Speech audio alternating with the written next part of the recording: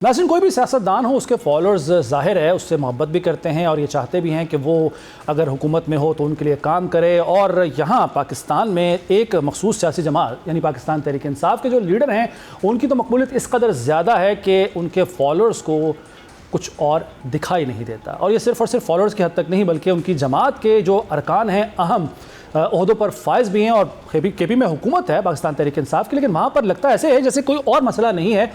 बिजली के इशूज़ नहीं है वहाँ पर, इंफ्रास्ट्रक्चर के मसाइल नहीं हैं, दहशत गर्दी का सामना नहीं है, मईशत का बुरा हाल नहीं है, बल्कि सिर्फ़ और सिर्फ अगर कोई मसला नज़र आता है वहाँ की हुकूमत को भी तो वो यही है कि अपने लीडर को बाहर किस तरह निकालना है जेल से। अब तक जो कोशिशें की गई हैं वो किस हद तक फ़ायदेमंद साबित हुई या नहीं हुई, और आइंदा आने वाले दिनों में जिस तरह दावे किए जा रहे हैं वज़ीर आला खैबर पख्तूनख्वा सुहेल आफरीदी की जानिब से, वो किस हद तक कारआमद साबित होंगे, इस पर बात कर लेते हैं साबिक़ वफाकी वज़ीर और सीनियर सियासतदान जनाब मोहम्मद अली दुरानी साहब से। बहुत शुक्रिया मोहम्मद अली दुरानी साहब सर वक्त देने के लिए। कैसे मिजाज हैं आपके? और ये बताइएगा सर कि जो इस वक्त तक पाकिस्तान तहरीक इंसाफ की कोशिशें आपको नज़र आ रही हैं, आपको लगता है आइंदा भी उन्हीं कोशिशों के तहत वो कामयाबी वो हासिल कर पाएंगे, अपने लीडर को बाहर निकाल पाएंगे, या फिर ये कंपनी ऐसे ही चलती रहेगी? बिस्मिल्लाहिर्रहमानिर्रहीम।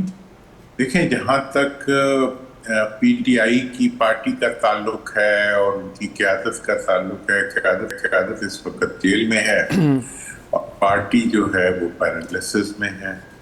और इस वक्त अगर हकीकत में पीटीआई को ढूंढने के लिए जाएं तो या वो अवाम में नजर आती है और या वो नजर आती है जेल।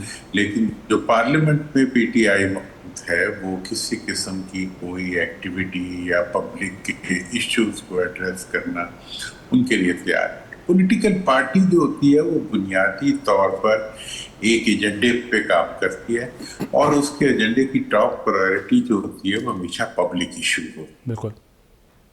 लेकिन इस वक्त अनफॉर्चुनेटली पीटीआई जो है वो किसी भी पब्लिक इशू को तो चेक नहीं करती, और हुकूमत और पीटीआई की जो लीडरशिप पार्लियामेंट में मौजूद है उनमें इस चीज पे इत्तेफाक है शायद कि जी बानी पीटीआई की रिहाई जो है उसके ऊपर एक हद से ज्यादा आवाज भी नहीं उठानी और बात भी नहीं करनी।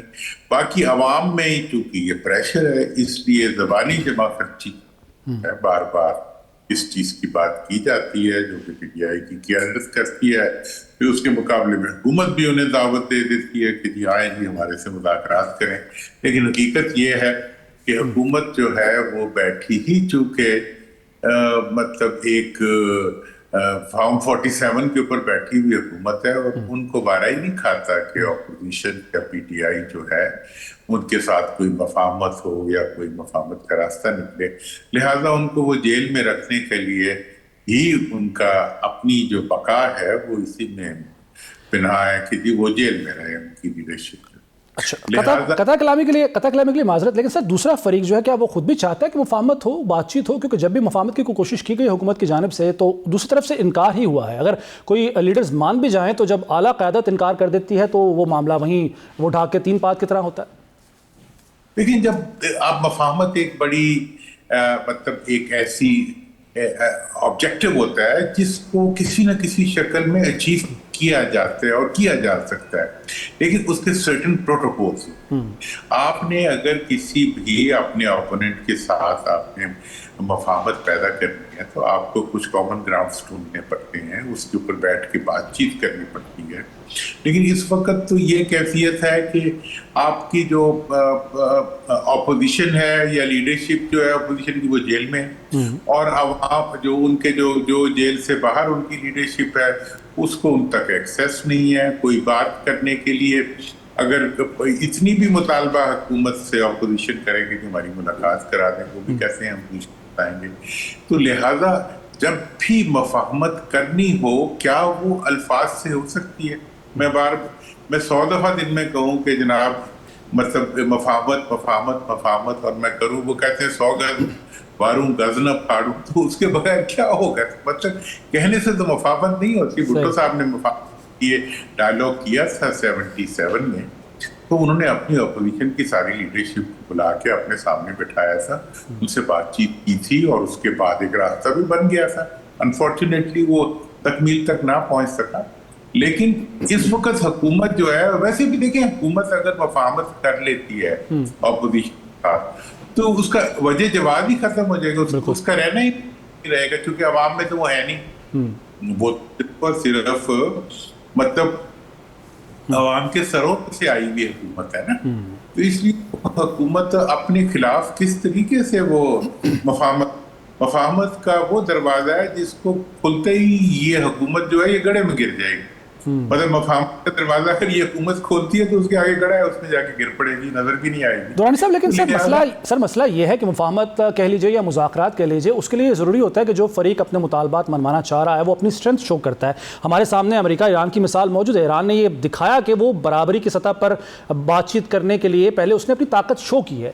अब प्रॉब्लम यह है कि सर PTI जब जब उन्होंने एहतजाज की कॉल दी है उसका हमने अंजाम देख लिया है कि कोई एहतजाज उस तरह से हुआ नहीं है जैसे माजी में एहतजाज हम देखते रहे। अभी भी रोजाना दावा होता है कि जी अडयाला जेल के बाहर 10,000 अफराद इकट्ठे हों, लेकिन चंद 100 के से ज्यादा की तादाद नहीं बढ़ती है। जब सर एक पार्टी जो अपने मुतालबात मनवाना चाहती है अपनी स्ट्रेंथ ही शो नहीं कर पा रही, तो जाहिर अगला फरीक तो मुतमईन हो जाता है कि इनके पास ताकत नहीं है। बहुत आपका ये जायज क्वेश्चन है। अब इसके बारे में 2-3 पॉइंट्स हैं मेरे। पहली बात तो ये है कि जी अगर आपने हुकूमत के मुकाबले में अगर अवाम ने निकलना हो तो उसको निकलने के लिए उन्हें पुलिस का मुकाबला करना पड़ता है, और पुलिस अगर सख्ती पे आ जाए तो फिर अवाम को उठा के जेल में डाल देते हैं, मुकदमा बना देते हैं, अवाम पीछे हट जाते हैं। किस जंग और सियासी जंग में यही फर्क है। जंग जो है वो ताकत से, असले से और टकराव से लड़ी जाती है, लेकिन सियासी जंग जो है वो नैरेटिव से, वो अपनी कोशिश से, जद्दोजहद से, मतलब अगर दफा 144 हुकूमत लगा दे तो हुकूमत अवाम जुलूस नहीं निकाल सकते, तो वो नहीं निकाल, वो 2-2 की लाइनों में चल सकते हैं। तो इस वक्त की जो एक ये फैक्टर है। दूसरा फैक्टर ये है कि हुकूमत कहती है हम तो हाइब्रिड हैं। मतलब हाइब्रिड का मतलब ये है कि हम हुकूमत भी हैं और मुल्की इदारे भी हमारा हिस्सा है, इसलिए अगर आप हमारे खिलाफ बात करेंगे, हमारे खिलाफ निकलेंगे, तो आप तो मुल्क की सालमियत के खिलाफ निकलेंगे।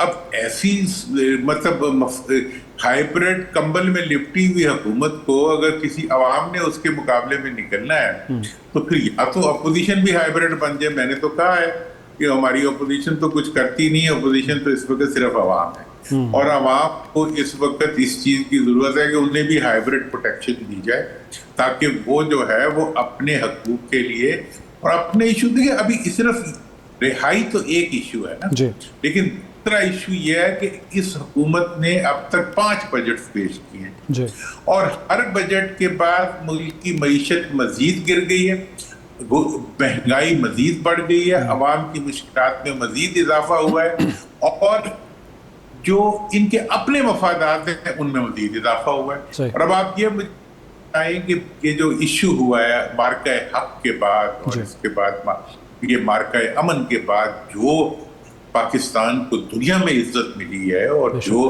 पाकिस्तान की सरहदें महफूज हुई हैं, उसके बाद हुकूमत ने क्या किया है? हुकूमत ने तो अवाम के खिलाफ मार्का जुल्म शुरू कर दिया। मतलब वो तेल पूरी दुनिया को हम प्रोवाइड कर रहे थे, वो पाकिस्तान में आज भी सबसे महंगा है। ठीक है, पुरानी रेट्स बावजूद आज भी अवाम जो है सबसे महंगा तेल खरीद रहे हैं।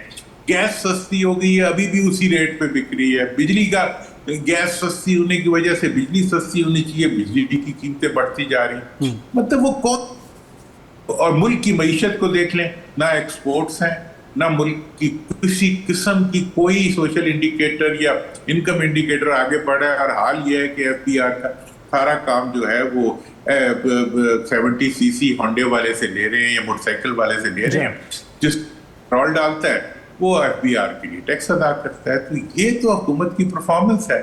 तो इसके बाद अगर आप कहेंगे कि ये हुकूमत है तो हम कहेंगे कि बस है तो फिर है, अब क्या करें। राइट सर, ठीक है, बहुत शुक्रिया आपके कीमती वक्त का। मोहम्मद अली दुरानी साहब, आपने बड़ी तफसील से सियासी सूरत जायज़ा पेश किया। नाज़रीन, अब वज़ीर खैबर पख्तूनख्वा सुहेल अफरीदी साहब कहते हैं कि एहतजाज होगा, हर सूरत होगा, और गोली चली तो पहला जो सीना होगा वो मेरा होगा।